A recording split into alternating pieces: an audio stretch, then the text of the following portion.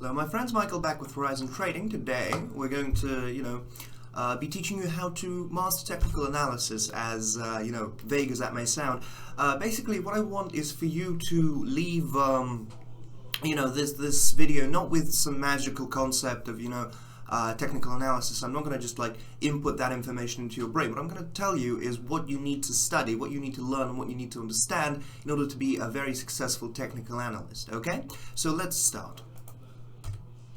So mastering technical analysis, the first thing you need to master is structure. So that would be levels, that would be ranges and stuff like that, much like price action. So let's take a look at a chart, right?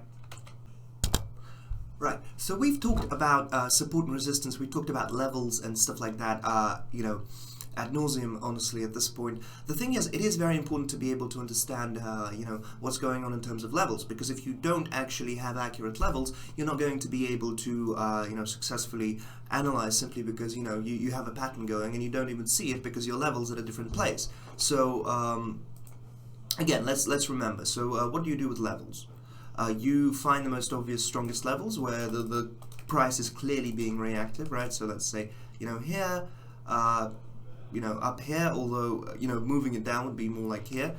This actually would be a second resistance right here, or slash support.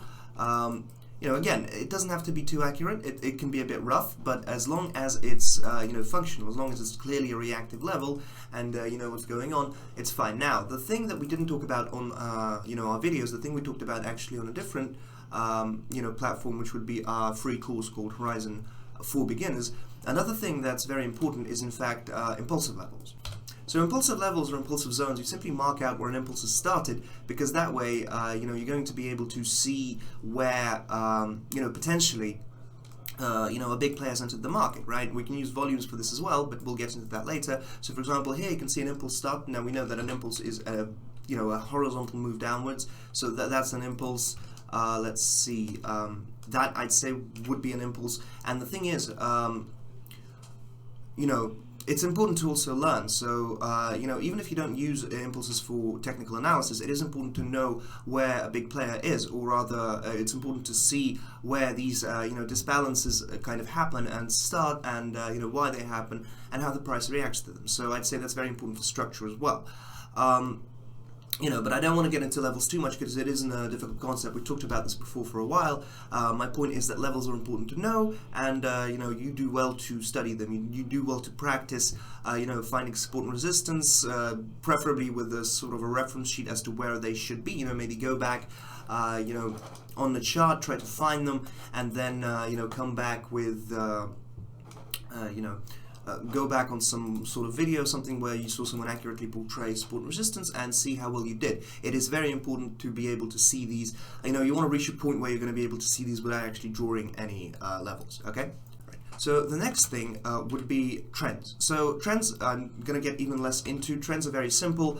You may know this, but generally speaking, the price is either going up, or it's going down, or it is in a in a consolidation. So the point is, we all know what trends are. We all know kind of how they work.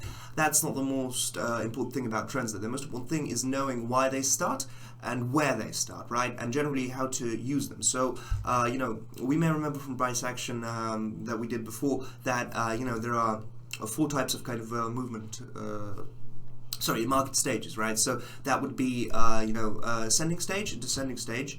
That would be a consolidation and a distribution. Okay, so again, try to learn the naming for them, the technical kind of mumbo jumbo regarding what levels, not what levels, what trends are, because trends are very important to know and follow, right?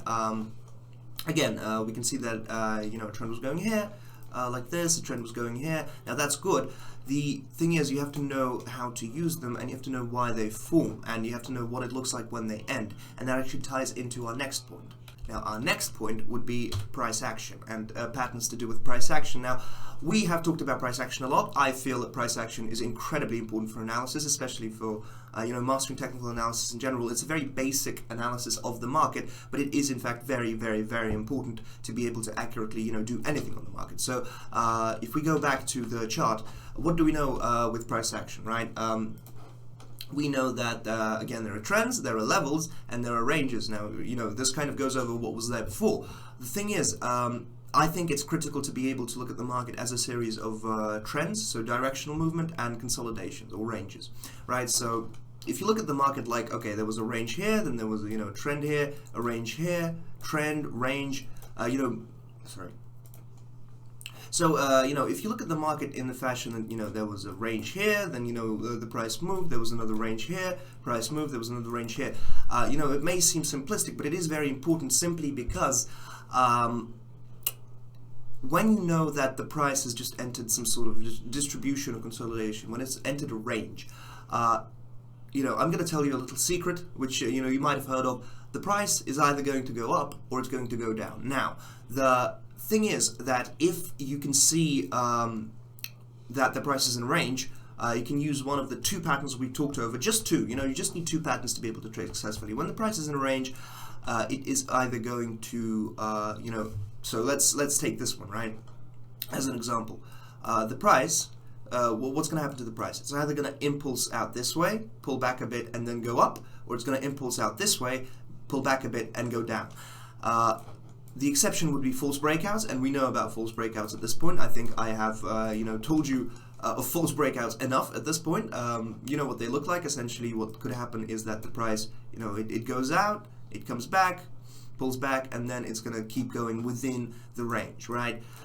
When you know these things, and that's not a lot of things to know, there are trends, there are ranges, there are two patterns that can happen within a range. It could be a breakout or it could be a false breakout. That's it. When you know that, you're going to be able to analyze the market very easily, because when you can recognize that the market is, for example, right now, I'd say the market is in a distribution period, right? So one of two things can happen. It can either go up or it can either go down. Now, the thing is, when you factor in that you have a range here and at the same time you have a resistance here, you know that, for example, if it breaks through this, it's going to be a very, bullish signal, and it may well go all the way up to here. But at the same time, if it breaks down, that means that the sellers, are a bit stronger, and that the price can't really go above a certain level, which means that chances are that's a very bearish signal. It's going to go down, right? So price action is not a difficult concept.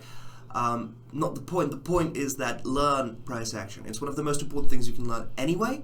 But in terms of technical analysis, it is incredibly important to understand, because it's a very basic way of,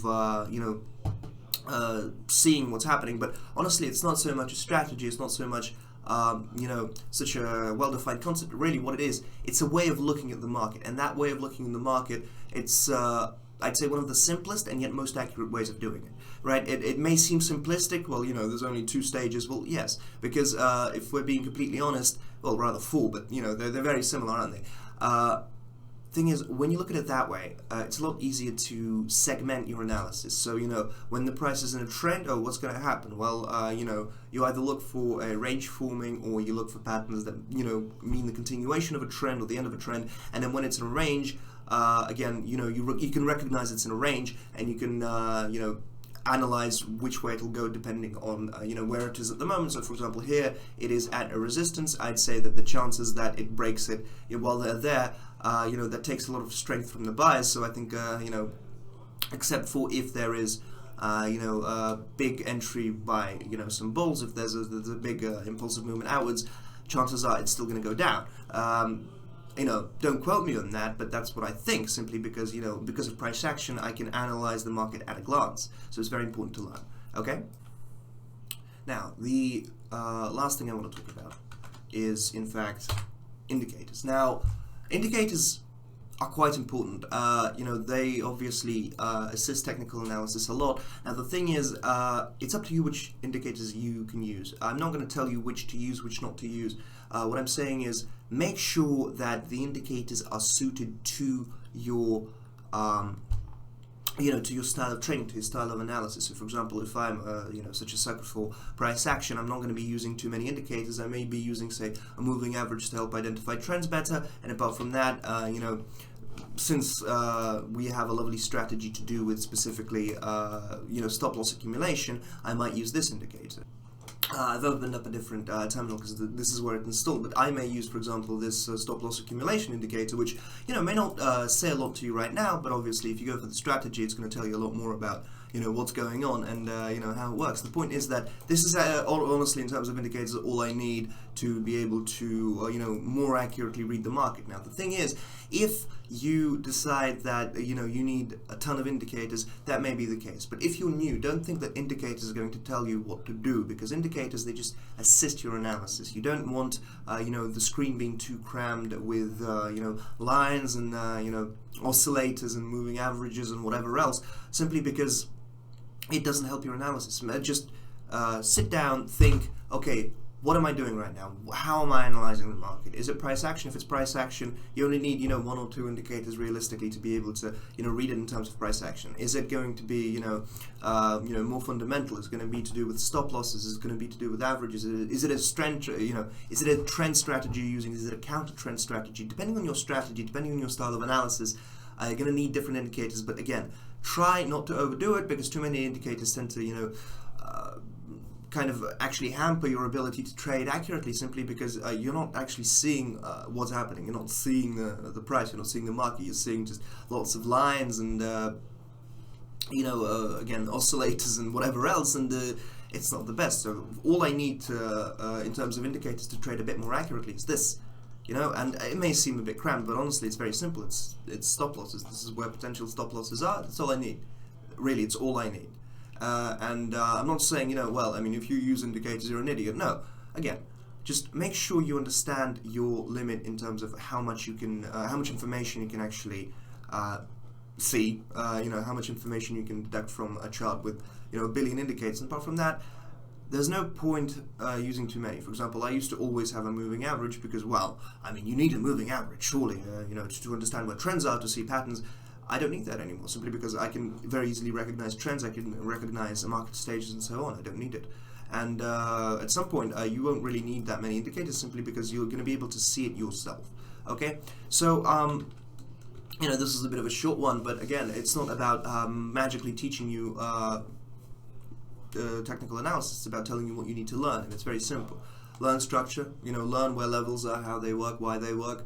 You can go back to our video, you don't have to, but what I'm saying is learn what that is. If you're able to see the market with support and resistance without actually drawing it, that's the stage you want to be. You want to be able to see that without having to draw it. Again, trends, try to learn different aspects of trends, try to learn, again, why they start, how they start, and what it looks like when they end, when they start, when they continue, when it looks like they may end but they still continue. Price action, again, incredibly important. Price action is one of the most important things you can do for technical analysis, especially if you're new, because it's not a difficult concept, but it does help immensely to be able to actually accurately understand the market. And indicators, learn what indicators you're using, understand which indicators you need, and try not to over-rely on them, simply because they can be, in fact, more of a setback than an asset, okay? So, I hope this was useful.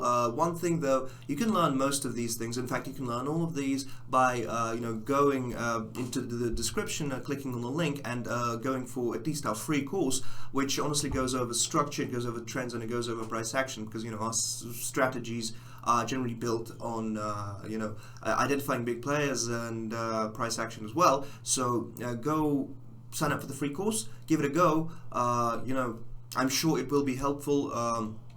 And if you want to master technical analysis, if you want to start getting into it and don't know when to start, go there, and you're going to be able to learn this, at least on a basic level for beginners, straight away within the span of 5 lessons. Okay, so I hope you found this useful. I hope this helped you understand, technical analysis, and I thank you very much for your time. Have a good day. Bye bye.